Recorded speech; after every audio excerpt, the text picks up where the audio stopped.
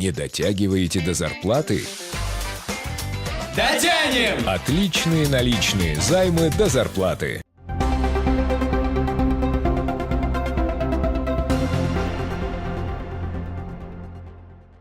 В начале октября началась полная реконструкция дорожного полотна улицы Ангарский бульвар с асфальтированием проезжей части, тротуаров и проведением уличного освещения. Решения по капитальному ремонту были приняты по итогам народного голосования проекта «Карта убитых дорог», где Ангарский бульвар стал лидером. Здесь было много выбоин и ям, которые занимали больше половины улицы. Верхний слой асфальта уже давно износился. Торги на ремонт Ангарского бульвара выиграла подрядная организация ООО «Сугу». Финансирование капитального ремонта осуществляется за счет дорожного фонда и в общей сложности уже освоено более 40 миллионов рублей. Финансирование получили, разыграли торги, выиграла подрядная организация, и вот сейчас работы ведутся. То есть тут никаких я не вижу ни нарушений, ни сбоев по срокам. Тут все идет в рабочем нормальном режиме. Тем более надо учесть, что мы в этом году уже построили улицу Интернациональную, заасфальтировали, улицу Титова заасфальтировали. Вот также планируем в этом году все-таки закончить улицу Ровенскую. Основная работа выполнена. Устанавливают бордюры и через несколько дней будут проводить уличное освещение. Кроме того, на ремонтируемом участке будет новая кольцевая развязка. В последнюю очередь мы круговой приступаем сейчас. Через 2 дня здесь начинаем ложить первый слой асфальта. Потом вокруг кругового идет пешеходную дорожку будем делать. И на нем же обратной засыпкой, и там же будем ложить асфальт. Также на улице будут установлены 3 светофора на стыке Ангарского бульвара с улицей Московская и рядом с 5-й гимназией. Кроме того, возле школы установят дорожные знаки «Дети» и пешеходный переход. Конечно, хорошо, очень красиво, удобно нам теперь. Мы уже не ходим по камням. Отметим, что городские власти планируют закончить все ремонтные работы уже к началу ноября. Основные работы по дорожной работе мы закончим буквально на этой неделе. И в целом оставшиеся работы там у нас останется, по озеленению. Сейчас идет выборка газонов параллельно. И после укладки асфальта и установки опор будет произведено завоз грунта, земли. И будем планировать уже посадки деревьев.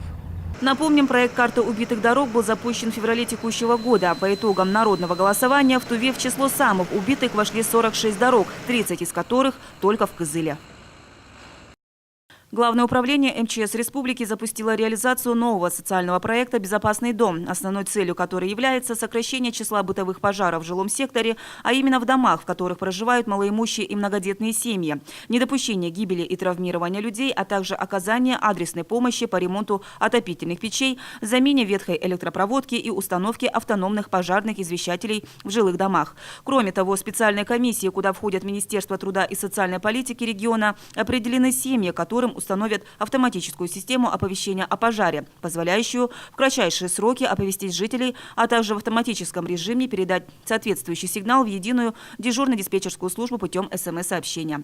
Монтаж данной системы будет осуществлен на безвозмездной основе специалистами общественной организации «Всероссийское добровольное пожарное общество».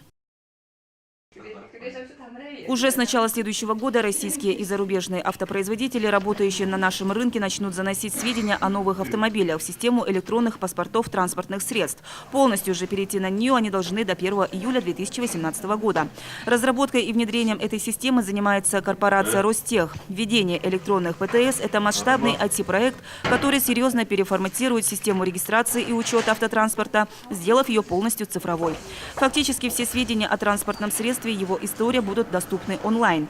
Система станет более оперативной и удобной как для собственников машин, так и для регистрирующих органов и других служб. Помимо данных о габаритах авто, его экологическом классе и владельце, в ПТС можно будет вписать и ряд дополнительных сведений. Например, о техническом осмотре и техническом обслуживании и ремонтных работах, пробеге, о наложении либо снятии ограничений, о страховании и страховых случаях, включая сведения о ДТП.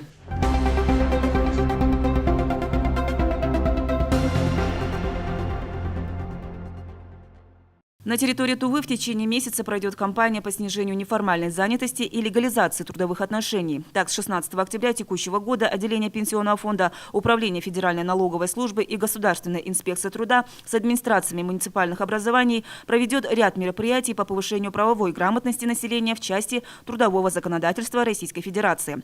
Согласно плану, в центрах занятости населения начались дни открытых дверей. Кроме того, ведомство проводит консультации по телефонам горячей линии 5 67 50 2 61 86, а также посредством выездных встреч при обращении граждан в органы местного самоуправления. Помимо этого, службы занятости совместно с администрациями районов проведут информационно-разъяснительные работы по действию закона Республики Тыва о дополнительных видах услуг для личных, домашних и иных подобных нужд, доходы от оказания которых освобождаются от налогообложения среди населения муниципального образования. Также на территории республики межведомственные и муниципальные комиссии по легализации неформальной занятости усилят работы в части выявления недобросовестных работодателей путем рейдовых мероприятий. И о курсах валют. Доллар стоит 57 рублей 9 копеек, евро 67 рублей 30 копеек.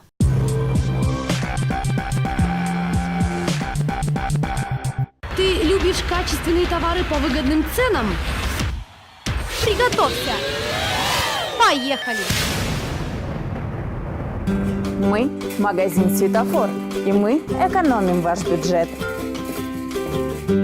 У нас вы найдете все, что может порадовать вас и ваших детей. Свежие продукты, кондитерские изделия, молочная продукция, бытовая химия и многое другое. Но это еще не все. Мы обожаем проводить щедрые акции и дарить вам подарки. Приходите, покупайте и получайте от этого удовольствие.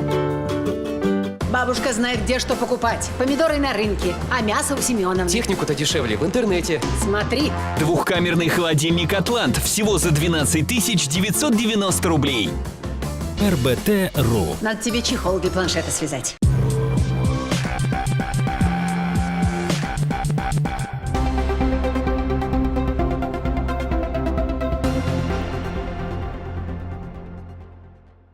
13 октября в дежурную часть полиции Дзунхемческого района поступило сообщение от жительницы города Чадан о том, что неизвестные из летней Кошары похитили ее лошадь.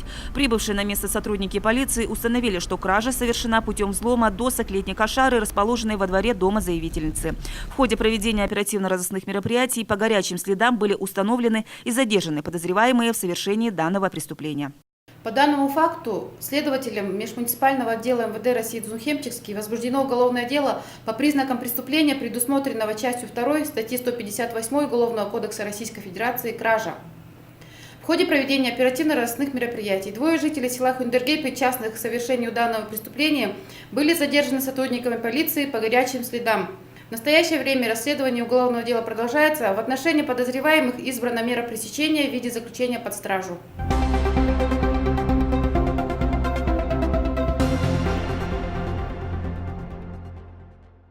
Минздрав России подготовил проект положительного отзыва правительства на законопроект, предусматривающий запрет курения у подъездов многоквартирных домов, сообщает газета «Известия». Законопроект, которым предлагается ввести запрет на курение на расстоянии менее 10 метров от подъездов, был внесен в Госдуму в июне этого года. Действующее законодательство запрещает курить в лифтах и помещениях общего пользования многоквартирных домов. Проект положительного отзыва в данный момент находится на согласовании в Минстрое, Минэкономразвития, Минфине, Минюсте и Роспотребнадзоре. В России на данный момент действует антитабачный закон, принятый в 2013 году. Согласно ему, курение запрещено на территории стадионов, школ, вузов и больниц, а также в самолетах. Запрет на курение распространяется также на кафе и рестораны, поезда, в том числе дальнего следования, здания вокзалов и гостиницы. Запрещена также реклама табака в Российской Федерации.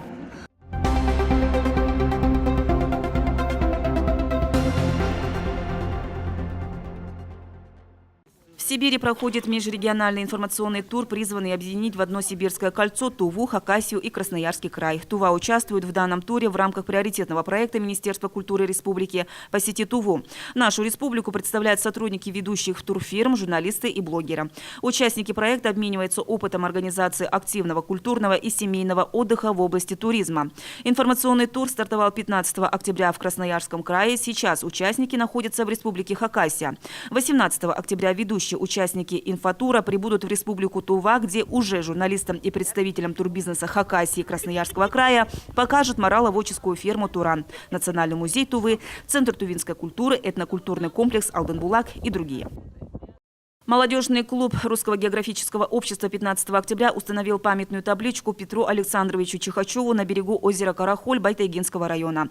Петр Чихачев был путешественником, геологом, популяризатором естественных наук, почетный член РГО, который впервые в истории приехал исследовать Уренхайский край, ныне Республику Тува, в 1842 году. Памятный знак установили в честь юбилейной даты – 175 лет со дня экспедиции. Экспедиция Петра Чихачева проходила по маршруту через озеро Карахоль. Момент привала запечатлел художник Иван Айвазовский в своей картине «Привал в Валашской долине».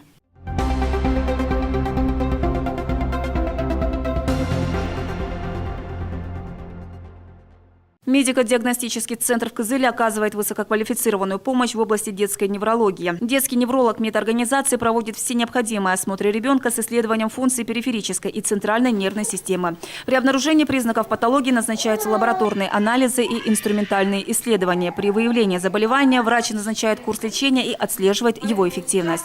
Врач-невролог медико-диагностического центра Кызыла Галина Графова рекомендует родителям, при каких симптомах и жалобах детей стоит обратиться к специалисту. Такие жалобы, как посинение при плаче, в основном это идет цианоз носогубного треугольника, ребеночек закатывается, может запрокидывать голову назад, наклон головы в одну сторону.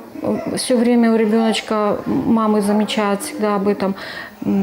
Затем могут быть срыгивания, могут быть обильные срыгивания, могут даже срыгивания через нос. Это тоже очень опасный признак. Затем детки могут очень вздрагивать. При засыпании вздрагивают и вообще вздрагивают на резкие звуки, громкие звуки.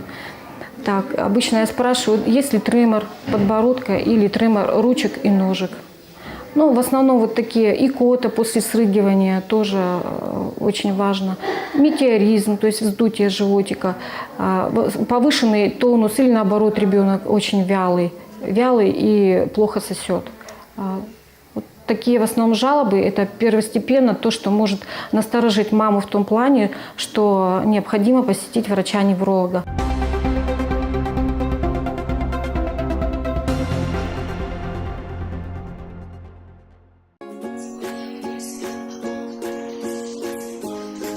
Обои – это настроение, с которым вас будет встречать родной дом.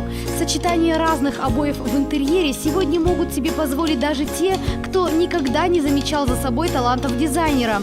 Достаточно знать простые правила, какой цвет обоев сочетается с теми или иными оттенками. Для этого производители специально разрабатывают свои коллекции таким образом, что среди широкого спектра декоративных обоев можно выбрать 2 или 3 вида идеально подходящих друг другу. Комбинировать можно не только цвета, но и фактуры. Например, с плиткой, стеновыми панелями и фотообоями. Чтобы самостоятельно правильно подобрать сочетание обоев, нужно использовать цветовое колесо. Например, для создания мягкого интерьера соедините соседние цвета. Например, зеленый, желтый и пастельный. Ну а если вы мечтаете о ярком и активном интерьере, тогда смело сочетайте противоположные цвета круга. Удачного вам ремонта! Еще одним счастливым кызылчанином стало больше. Сегодня вновь состоялся радиоквест «Замес майонез», где участники искали спрятанные в городе сертификаты на 2 ужина от банкетного зала «Аристократ». Чтобы понять, где ведущие радио на этот раз спрятали приз, нужно разгадать зашифрованное в загадке место. Важно первым туда добраться и сказать оператору кодовую фразу квеста. Сегодня первым был кызылчанин Алексей. Кстати, добираться до приза ему пришлось долго. Замес майонез. Ваш сертификат. Спасибо. Ну и пожелания радиослушателям. Играйте, выигрывайте. Еще 2 сертификата в ресторан банкетного зала «Аристократ» будут вновь спрятаны в городе завтра. Слушайте радио «Голос Азии» ежедневно по будням в 13 часов и участвуйте в квесте «Замес майонез».